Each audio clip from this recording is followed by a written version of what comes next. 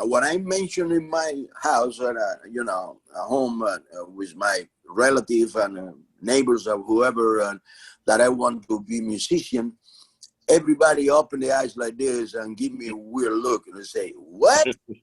Musician? What you talking about? Are you out of your mind?" And that was the response I get from my family and friends and people, you know. Over the years, when I heard jazz for the first time, I said, "Oh my goodness, this is it. That's what I want to learn. That's what I want to play. That's my favorite music." And later on, I was so lucky, man. I met my hero and the guy who I admire so much, Dizzy Gillespie, you know. And then I start playing with him. I never regret for a second what we did. And we are so happy and proud to be American citizen and to live in this wonderful country that we love with all our heart.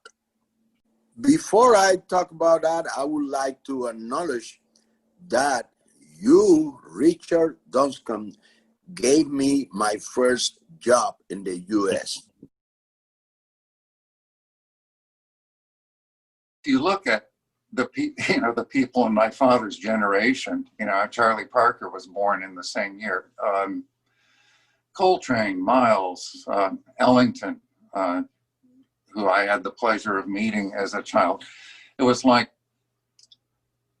what lies beyond that? Not necessarily what's better, but what's left to do. I always will remember when I was filling out forms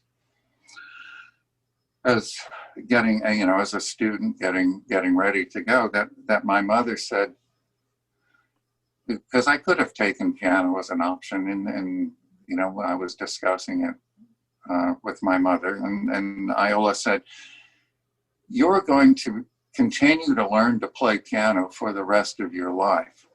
You've got 4 years ahead of you where you will have exposure to areas of knowledge that you'll never meet again in regular life.